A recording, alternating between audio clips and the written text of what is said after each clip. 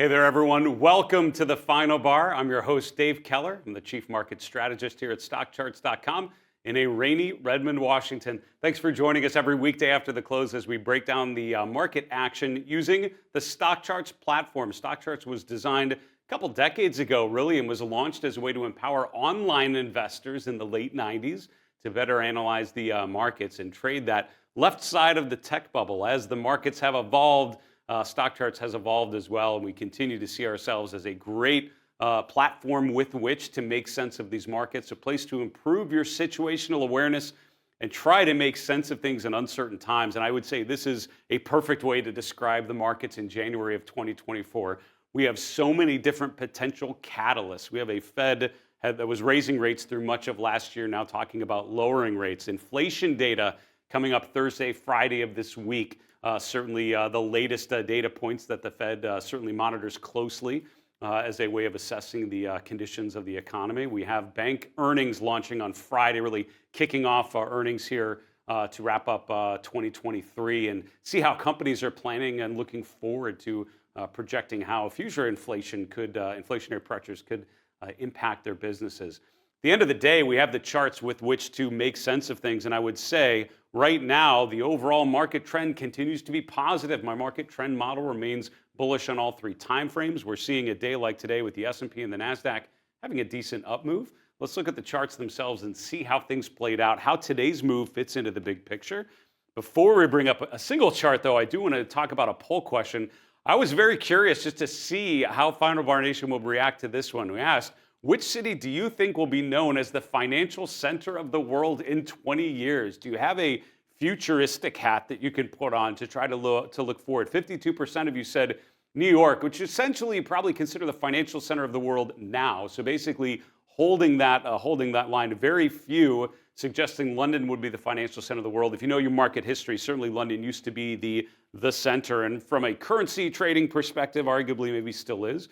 But then there's Dubai and Singapore. Dubai I brought up there because I'll be going there at the end of February, speaking at a CMT event in Dubai. Today's guest, Adrian Zduńczyk, actually most likely will be there as well, along with Julius de Kempenaar and others. So look for more information as we get closer to that event. But you are in the Middle East. Hopefully you can join us for that. Singapore, 20%, and that's one of those emerging centers in Asia.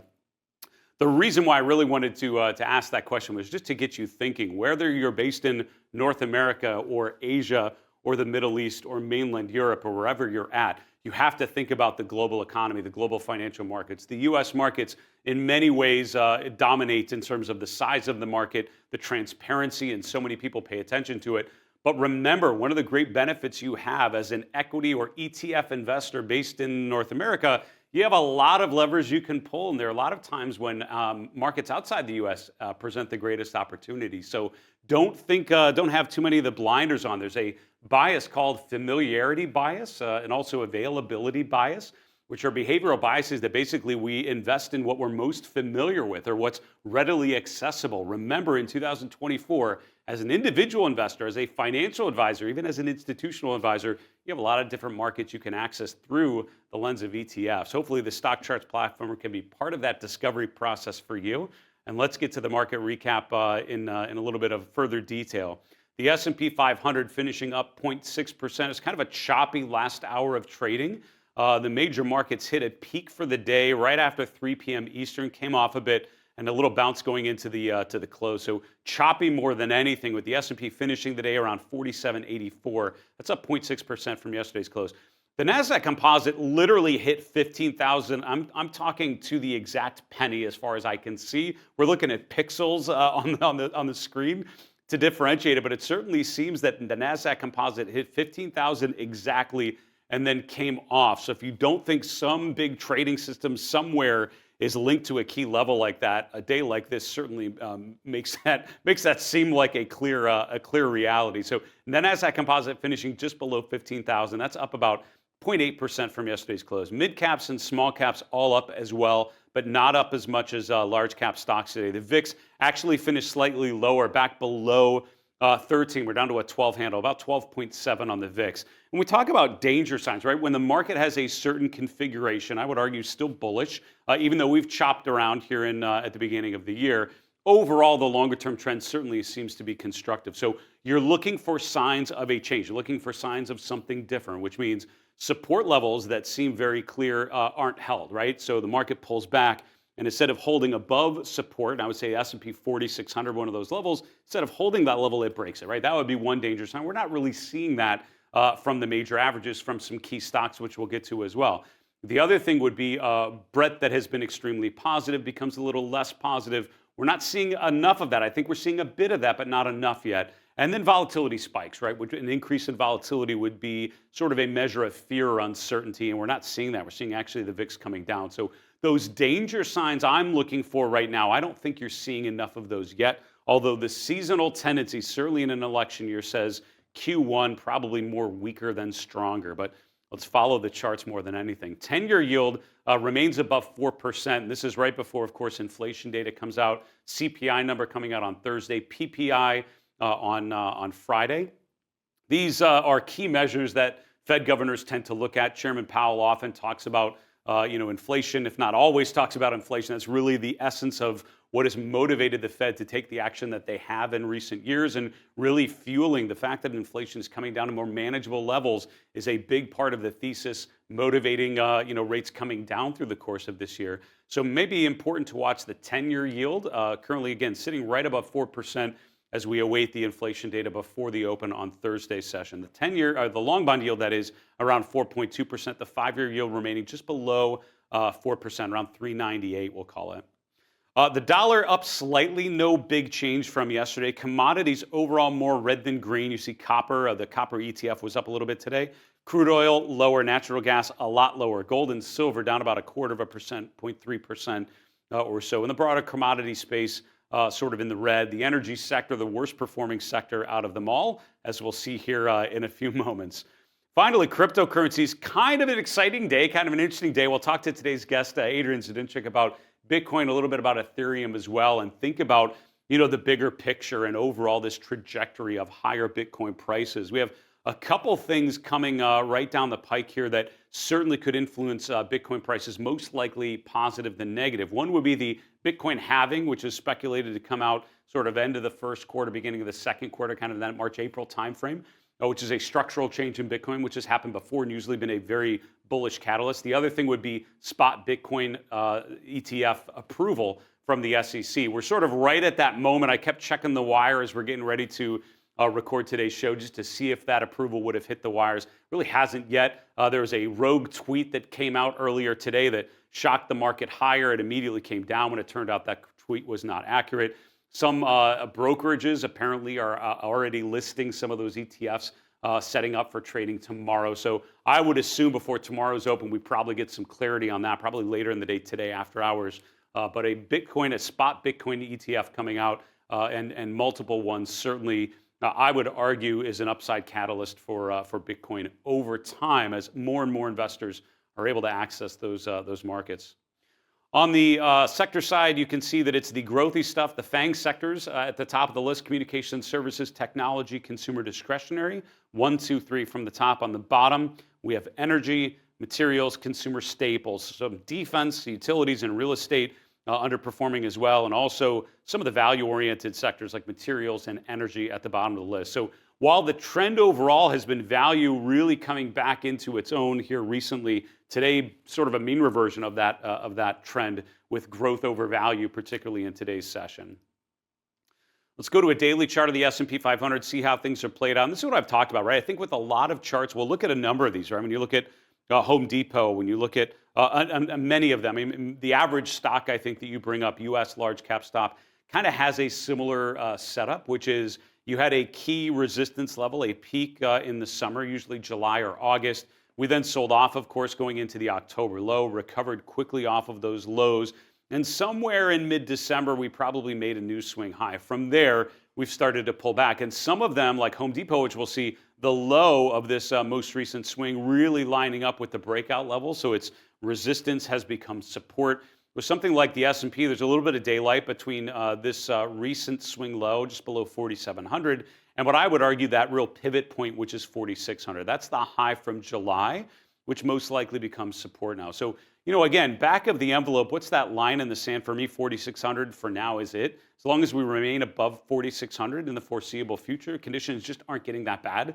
And as choppy and noisy as we might think things are getting, as long as that level holds, they're just not getting that bad. The 50-day moving average is right around that level as well. So I think holding an ascending 50-day is kind of part of that thesis as well, which means great time to set an alert on the stock charts platform and just say, all right, tell me when the S&P breaks below 4,600. Until that alert triggers, just relax and focus on actionable opportunities. Remember that the overarching trend is still positive until that trend changes, right? Until we see some different evidence. And I don't think we're seeing that yet with, indeed, the S&P, kind of right back where we're near all-time highs, just below 4,800.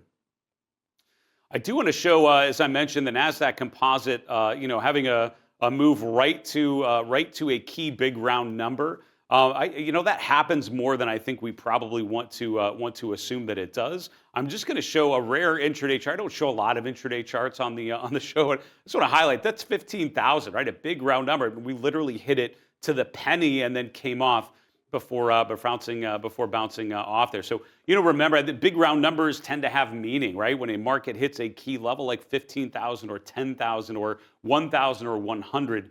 More often than not, you get a turn there. And I think that has to do a lot with the psychology of investors and what levels we think may be important. So for now, the Nasdaq Composite pulling back to an ascending 50-day moving average. In this case, it actually bounced off of the 50-day and rolling higher. Overall, that's a pretty constructive chart pattern until you break down. And I don't think we're necessarily seeing that just yet. Next chart I want to show you just in terms of breadth, right? So prices overall have held up. What about the breadth conditions? We've talked about those overheated breadth ratings. We really started covering these in detail in December. This is the percent of stocks above their 50-day moving average, looking at the S&P 500. You can see even with the choppiness here in January, we're still holding up around 85% of S&P members above their 50-day. We got up to 90% in the last couple of weeks. And what that means is literally 9 out of 10 S&P members, 450 out of the 500 stocks are above their 50-day. And two things that means. Number one, that's actually pretty good, right? It's a good thing when stocks are going higher, and I think that's the configuration that we're in right now. But if you look to the left and find historically, just in the last year and a half, when we've gotten up to this extreme level, around 85% plus, those have usually been pretty meaningful market tops. And the reason is because when you get to that sort of level, that means kind of everything's gone up, which usually means that buying power that has pushed us to that extreme is probably near an exhaustion point, right? It's in the fourth quarter, not the first quarter, and as a result, you start to see some potential weakness. This indicator may just be starting to break down here, and I think as that would happen, it's going to happen at some point. We get back below like 80%, and then all of a sudden it's looking a lot more like previous tactical market tops. So for now, still not bad, right? Still kind of remaining, I would say, excessively positive breadth numbers. We talked about the VIX as well, and just to check in on the chart of the VIX, we remain very low, or remain in the low teens. And quite simply, I'm looking for the VIX to go higher. At some point, it will. And when the VIX spikes higher after a period of low volatility, when we are done with the uptrend and people start panic selling for whatever reason, taking profits, opening short positions, just getting nervous and wanting to get out of the way of this market and maybe log in some previous gains, that's when volatility starts to pop. So looking for a chart of the VIX to see us break out of that range could be an interesting signal to look for as well. We're not seeing it yet. Volatility remains pretty low, and as long as it does, the trend overall is pretty positive. To round out our market recap, let's look at some individual names. Meta making a new 52-week high today, right? And so, how bearish do you want to be when Meta or Apple or Microsoft or Netflix or Nvidia type of names are making new all-time highs? And my argument would be not that bearish, right? I think that is the sort of market you want to be behind and not in the way of, right? You want to be participating in the type of market when a Meta is making new all-time highs. And I think also, having worked with institutional money managers, there is a huge career risk for a money manager who has a benchmark of the S&P 500 and does not own a Meta right here. You have to. You literally have to, because no client is going to look at your portfolio and say, how can you not own Meta? It's making new highs.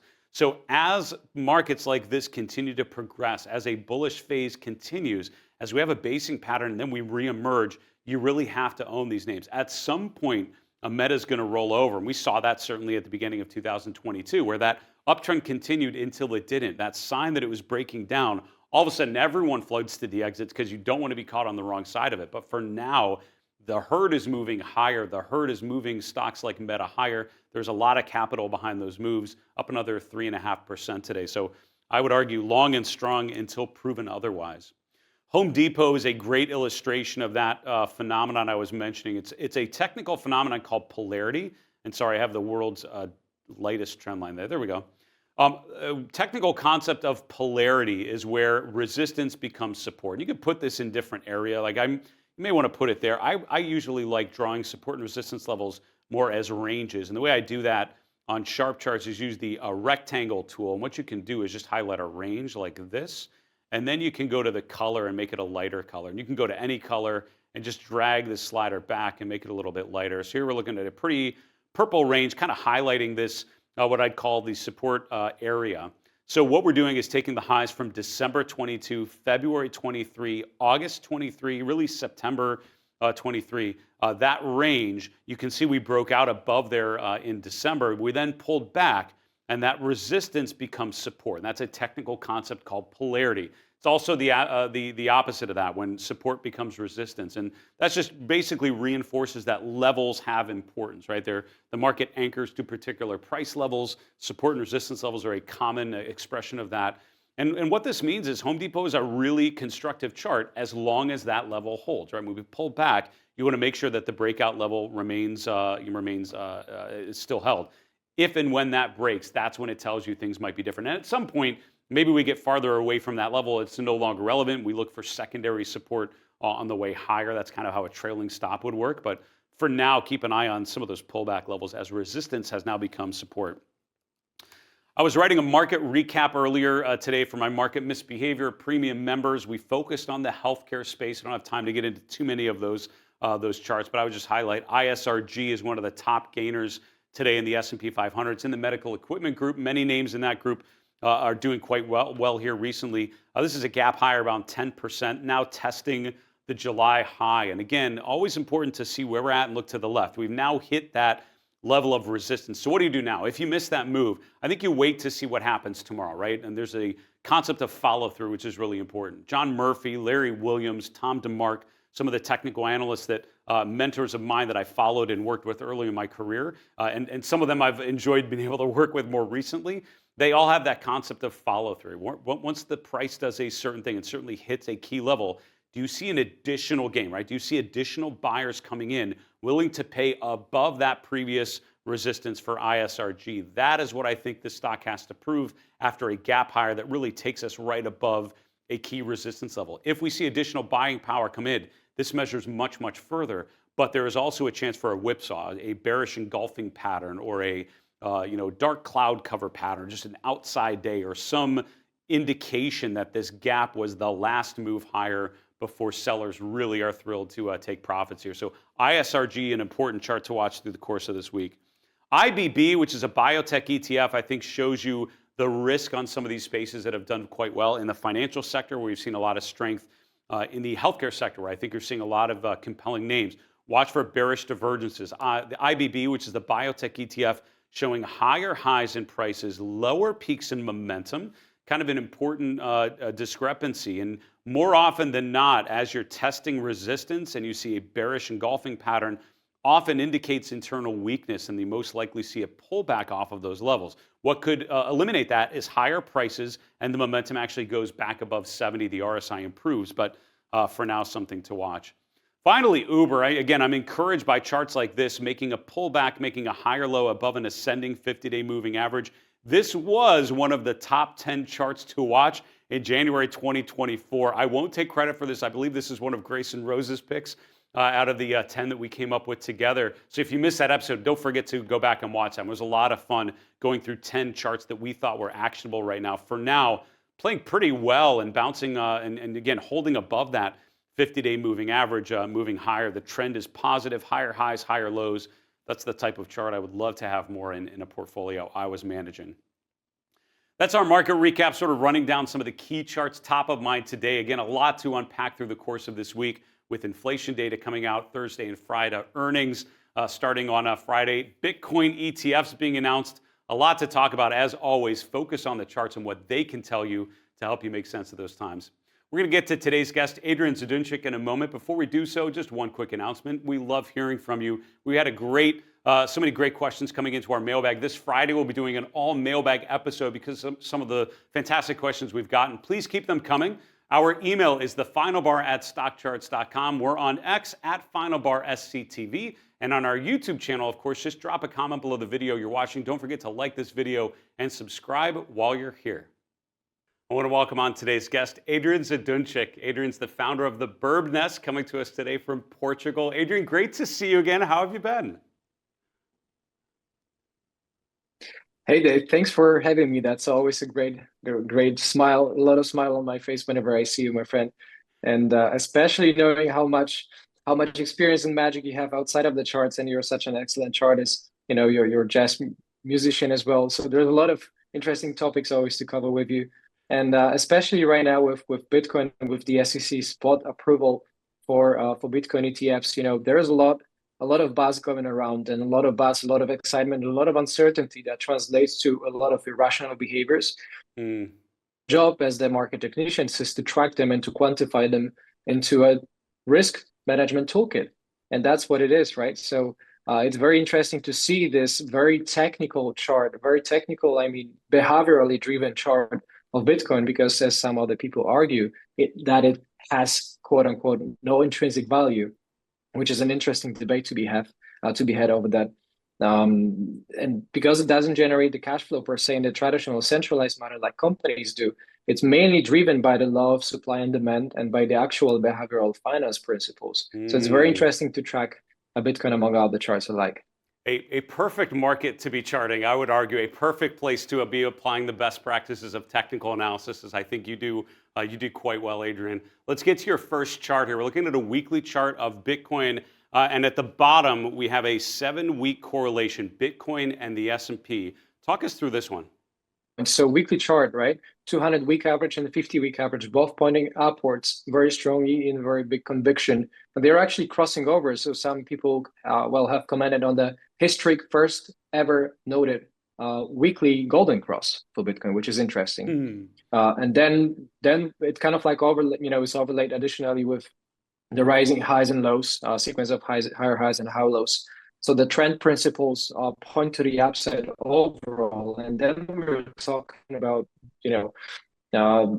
more than, those are very big numbers of growth, right? Last year, 2023 brought 160% growth overall for Bitcoin prices. That translates to a lot of power, a lot of relative outperformance. And the reason I attached the correlation chart at the bottom against the 7-week correlation coefficient against the S&P 500 is a little bit of a hats off and a shout out to Jeff Hirsch, right, who tracks the seasonality of the markets and the ways that they correlate between chatter.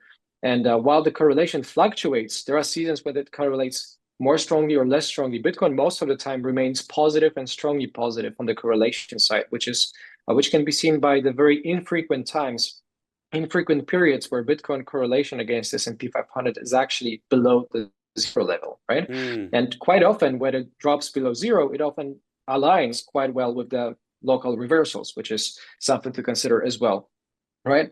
However, what matters the most is the overall seasonality and seasonal outlook that aligned with 2023 bullish pre-election years and a bullish extension into this year, into election year, with the current president running for the re-election, that typically lets S&P 500 perform with 12.8% ever since 1949, if I'm not mistaken. Just trying to paraphrase Jeff Hirsch, right there, absolute legend, just like yourself, Dave. So there is a lot of positive stars alignments, for the traditional markets, and the correlation most of the time remains positive and strong with Bitcoin, right? That translates to a lot of bullish tailwinds, as well for Bitcoin from outside of the market, from the intermarket technical analysis viewpoint. So this seems like an additional reinforcement for Bitcoin this year. It's interesting. One of my mentors, John Mendelsohn, used to say, I like trends that I don't need my glasses to see. And I feel like the weekly chart of Bitcoin has this clear trajectory going higher, higher highs, higher lows, as you mentioned, and certainly seems to be a nice illustration of that. Your second chart is really looking a little more zoomed in, a daily chart of Bitcoin. What kind of levels, what patterns are you focused on here as we kick off 2024? Right on. Very good point. So this is a daily chart. Just take a look at the bottom volatility breakout. Volatility breakout was one thing. The volume breakout is what I wanted to say. The volume bars are breaking out along with the price. That is often serving just a little bit of a confirmatory evidence, behind the breakout, the strength of a breakout. While the prices fluctuate, and they do so at times more randomly than at the other times, especially when induced by a lot of uncertainty around the SEC's approval of the Bitcoin spot ETFs for VanEck, for iShares of the BlackRock, and so on. There's been a lot of anticipation lately, and this anticipation teaches us, right or wrong, teaches us that we should buy the rumor, sell the news, right? And even though this doesn't necessarily bring any sort of like rationale to it, and there's no statistical advantage at all, it's mostly coin flip, right? We're trying to play the news, and results are not really confirming that there is any actual edge in trading the news statistically. However, this induces a lot of volatility. This learned behavior, this heuristic, this rule of thumb of buying, just like buying support, selling resistance, or buying rumor, selling the news. This is what makes us fulfill on the prophecy that we create, in a way, right? Self-fulfilling prophecy. And as a result, the volatility enhances. And when the volatility enhances, so does the risk, because that's the ultimate measure of risk in finance. And we, as the technicians, we like to define the risk by the ATR, by the average true range, sure, which has been breaking to the multi-month highs lately, with Bitcoin oscillating around $1,800, almost $2,000 on a daily volatility, which is quite a significant spike. And even though it doesn't really show in this very particular chart, what is quite transparent and evident is the direction and the slope of the 200-day moving average, which represents the bull market or a bear market trend.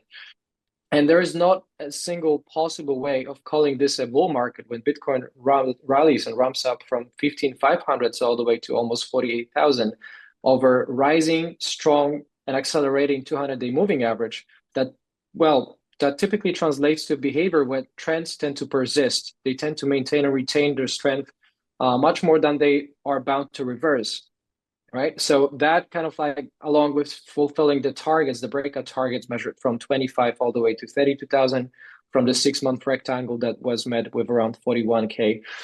And then taking us further into this overall massive breakout, for 15,500 all the way to 32, is taking us another 15K more to the upside, which fulfills on the second target. So while trends have no target per se, it's always good to have those anchors, because that's the way we work. That's the way we wrap our mind around certain numbers. Even if that doesn't make much sense, we still use them.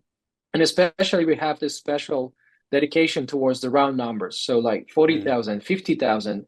And all I know, I'm wrong 5,000 times a day, Dave, right? I wake up and I'm wrong already. What I know, one thing is that the next round number up to 40K is 50K. And like it or not, that's how our brains work, right? That's what the expectations kind of like, that's how the expectations are created. And this $50,000 becomes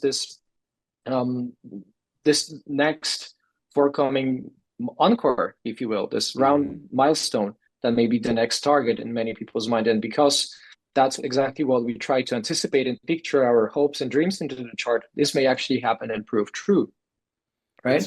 So there's a lot of good tailwinds for this year. It's so interesting. You're spot on about the big round numbers. That's been true with Bitcoin for years. I mean, it's tended to hit significant turns, and those big round numbers have often been super important. So as 50,000 gets closer and closer, I would totally agree. It's a level to key in on. We just have about a minute left. You brought a chart of Ethereum as well. It seems like sort of earlier on, sort of in a breakout mode. What does the chart of Ether look like for you here? Well, you pointed rightly. It's actually breaking out right now as we speak, with a little bit of relative outperformance against Bitcoin, which has been not the dominant case lately.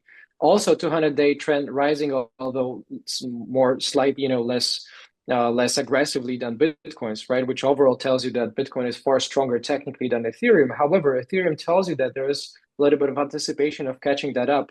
And again, I don't know a lot of things. I don't know the future. I only know what's happened on the left-hand side, which is what I'm commenting. However, translating and projecting those targets taken based on the measured rule of the movement, from 1880, from 880 at the lows and 2140 at the local peaks, this ascending beautifully created ascending triangle, puts us in the target, this potential anchor and a glue magnet mode of 3400s that may become the next target. However, if that really happens, well, that's already a lot of journey traveled for Ethereum. And that journey seems to be upside oriented as well as Bitcoin and Ethereum is the next second giant, finds a lot of fundamental attraction, especially with the ETFs hovering right around the corner for Ethereum and for other cryptos as well. It's amazing watching these charts evolve as they continue to push higher. You've been such a great frequent guest on our show, Adrian, really helping us literally chart the course higher with the new Bitcoin spot ETFs most likely coming out here and trading very, very soon. I hope we'll be able to reconnect with you regularly through the course of this year. But great to see you, Adrian, and be well and stay safe, all right? Thank you so much, Dave. Keep rocking, and I see you in Dubai in a month from now. We'll look forward to it. That's Adrian Zduńczyk. Adrian's the founder of the Birb Nest, coming to us from Portugal. Some great thoughts there about Bitcoin and Ethereum. Really talking with Adrian over time, really seeing how the longer term trends have continued to evolve. So much volatility, but also the classical technical analysis continues to hold true. Great take there, as always, by Adrian Zduńczyk of the Birb Nest. And now let's go to the 3 in 3, 3 charts in 3 minutes that tell the story of this market environment. Here is chart number 1. Stocks versus bonds. I had a couple conversations with Julius de Kempener recently. Really had fun having him on the show again this week. And as I was talking with Julius, we really focused on the stock to bond ratio, right? The RRG, that asset allocation RRG, which shows how stocks have continued to dominate. But the relative chart of the SPY to the IEF, that's the S&P 500 spider, and the long treasury ETF. TLT is another one we refer to pretty often. But if you look at this ratio, and this is looking back at around, I think, 10 years of history, look at this consistent, beautiful uptrend with some notable pullbacks, right? In early 2020, that's the COVID low, late 2015, early 2016. But overall, this has been a long-term story for years and years of stocks outperforming bonds. So, if you're nervous about the equity markets, remember that the long-term trend has still very much, in recent history, after the incredible bull market in bonds from 1980 to, we'll call it 2010 or so, from there it's really been more about rates starting to pop up, bond prices not being particularly strong relative to historical averages, and stocks still being the asset class you want to be in. So as an equity and ETF investor, I continue to focus on where the charts and where the strength lies and where the opportunities may be, and still stocks over bonds as we continue into early 2024. Chart number 2, looking at Home Depot. In our market recap, we talked about this concept of polarity where resistance becomes support. I think Home Depot is a representative of a number of charts that I could share with you. If you look at our scanning engine of stocks, sort of breaking out recently, you'll find a lot of those pulled back and tested resistance that they set earlier. A lot of them, a high from July and August, has now become a key support level. When I think about this market overall, again, I think there are a lot of seasonal headwinds. I would not be surprised if Q1 is a lot rougher than we've experienced here in the last couple of days. However, the charts are the most important thing, right? Price is what's most important. Price is fact. And as long as a chart like Home Depot remains above that support area, things just aren't getting that bad. Finally, biotech. Talked about a lot of strength that I'm seeing in the healthcare sector. When I think about sectors that have been underappreciated or underloved in 2023 that could provide more opportunities in 2024, I'm struck by how many different groups within healthcare are all showing strength.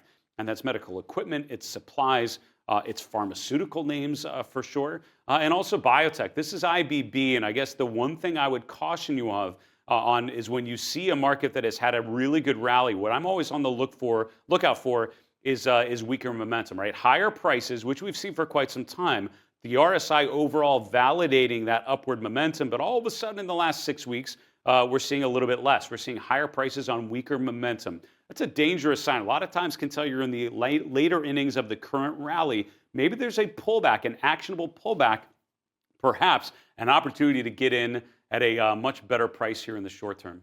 Folks, that's a wrap for the show. Thank you so much for joining us every weekday after the close for the Final Bar. A special thank you to Adrian Zduńczyk joining us from Portugal. Don't forget to like this video and subscribe while you're here. For Stock Charts from Redmond, Washington, I'm Dave Keller. Be well, stay safe, have a good night.